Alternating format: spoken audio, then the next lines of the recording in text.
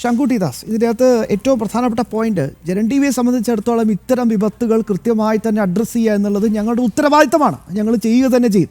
നിങ്ങൾ ഇന്നലെ കണ്ടതാണ്, ബാലൻ അങ്ങനെ ഒരു പരാമർശം നടത്തിയപ്പോൾ എൻ്റെ അമ്മയെ ഇതാ മതേതരത്വം തകർന്ന് തരിപ്പണമായി പോയി കേരളത്തിൽ എന്നും പറഞ്ഞുകൊണ്ട് ഈ കണ്ട ചാനലുകൾ മുഴുവൻ ഇന്നലെ ചർച്ച ചെയ്യായിരുന്നു.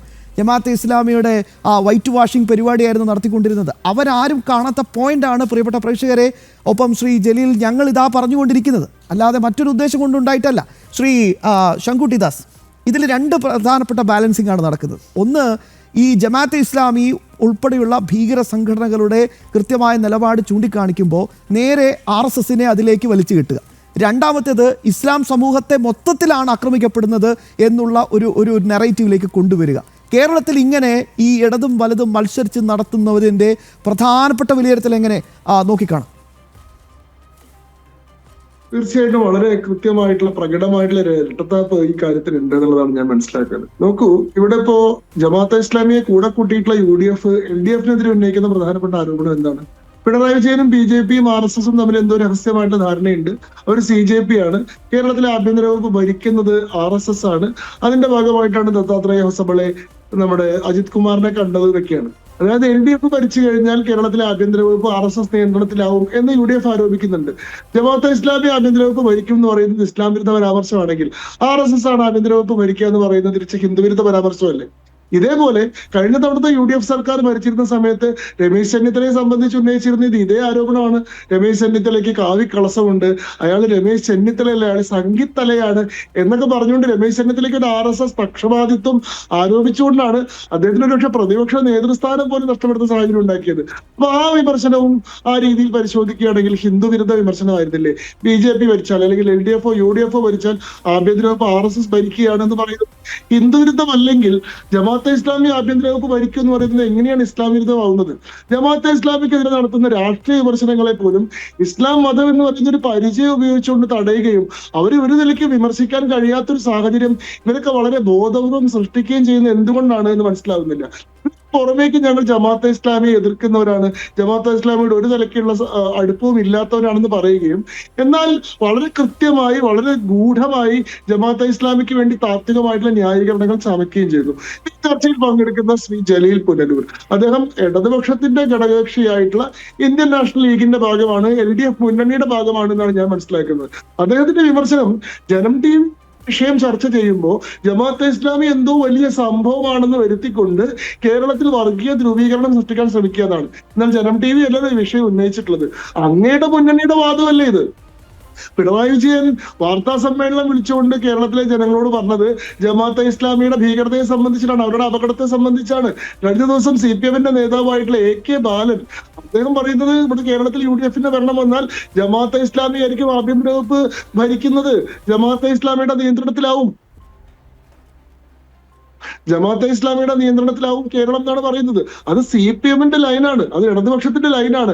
അങ്ങ് എന്തിനാണ് സ്വന്തം മുന്നണിയുടെ ലൈനിനെതിരെ പോലും സംസാരിച്ചുകൊണ്ട് ജമാഅത്തെ ഇസ്ലാമിക്ക് ഒരു താത്വിക ന്യായീകരണം ചമയ്ക്കുന്നത്? ജനം TVക്ക് എന്തെങ്കിലും നിക്ഷിപ്തമായിട്ട് അജണ്ട ഉണ്ട് എന്ന് ആരോപിക്കുന്നത് കൊണ്ട് ജമാഅത്തെ ഇസ്ലാമിക്കെതിരെയുള്ള വിമർശനങ്ങൾ ഇല്ലാതാവുന്നുണ്ടോ? ജമാഅത്തെ ഇസ്ലാമി എന്താണ് ഈ ലോകത്ത് ചെയ്തിട്ടുള്ളത് നമ്മളെല്ലാവരും കണ്ടിട്ടുള്ളതാണ്.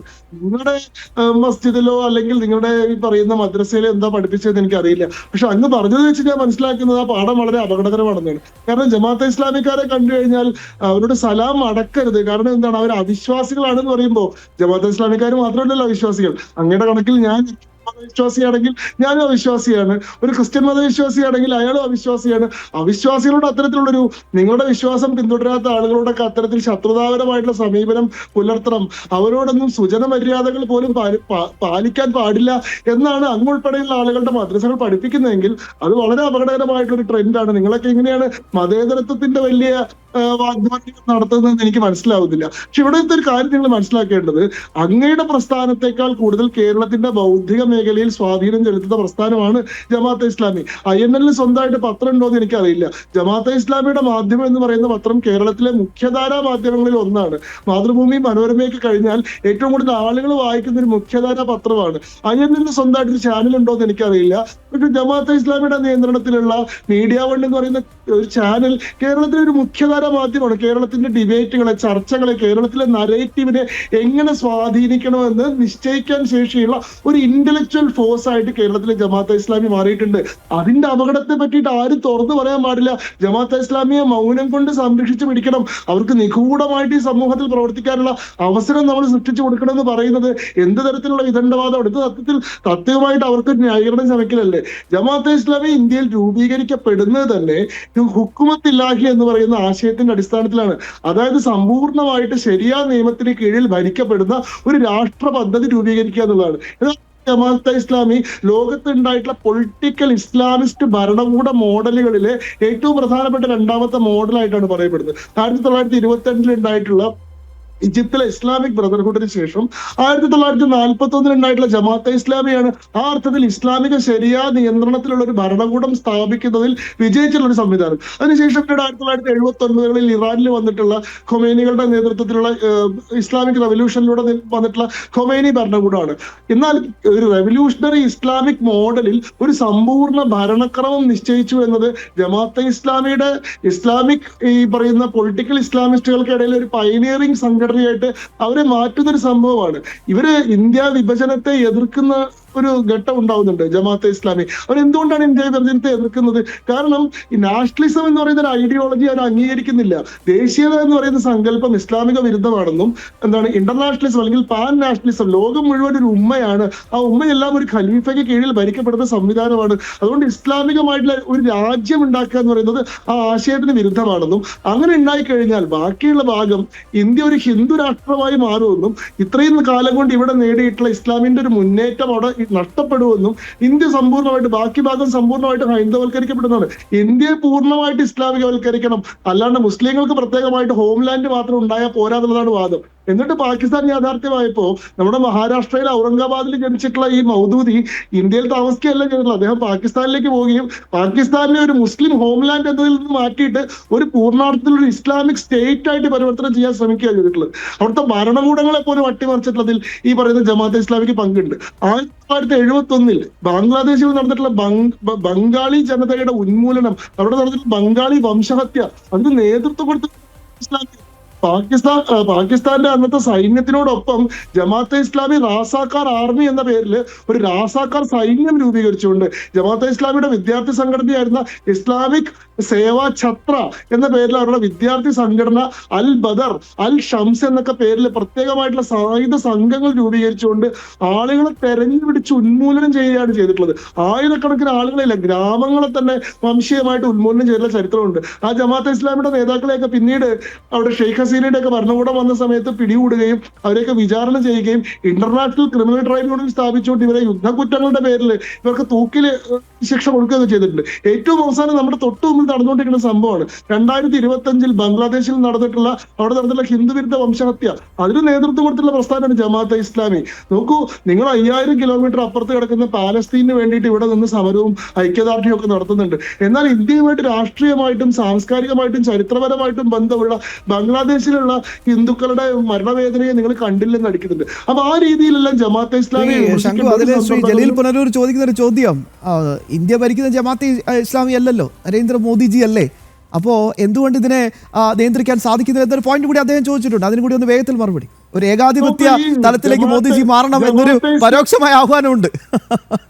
നോക്കൂ, അതിലെ കാര്യം എന്താന്ന് വെച്ചാൽ അദ്ദേഹത്തിന് അത് അറിയാഞ്ഞിട്ടൊന്നുമല്ല, ഒരു വാദത്തിന് വേണ്ടി പറയണം. അതായത് ജമാഅത്തെ ഇസ്ലാമി ഫോളോ ചെയ്യുന്ന ഒരു മെത്തഡോളജി എന്ന് പറയുന്നത് തഖ്യ എന്ന് പറയും.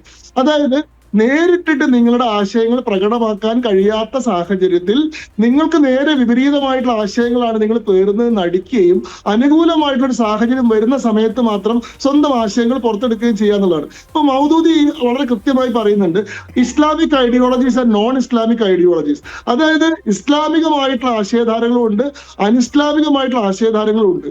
അതായത് പൊളിറ്റിക്സിനെ ഇസ്ലാമിൽ നിന്ന് വിഭിന്നമായിട്ടൊരു സംഘമായിട്ട് അദ്ദേഹം കാണുന്നില്ല. രാഷ്ട്രീയം വേറെ മതം വേറെ എന്നുള്ള കാഴ്ചപ്പാട് അദ്ദേഹം അംഗീകരിക്കുന്നില്ല. അദ്ദേഹം പറയുന്നത് politics is an inseparable part of Islam എന്നാണ്. ഇസ്ലാം ഒരു രാഷ്ട്രീയ പദ്ധതി കൂടിയാണ്.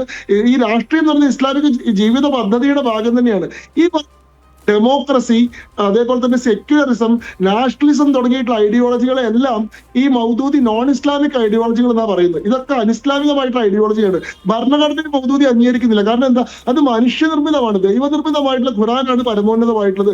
മനുഷ്യനിർമ്മിതമായിട്ടുള്ള ഒരു ഗ്രന്ഥവും നമ്മളെ ഭരിക്കാൻ യോഗ്യമല്ല എന്നാ പറയുന്നത്. ജനാധിപത്യം എന്ന് പറയുന്നത് മനുഷ്യരെ ഭരിക്കുന്ന വ്യവസ്ഥയാണ്.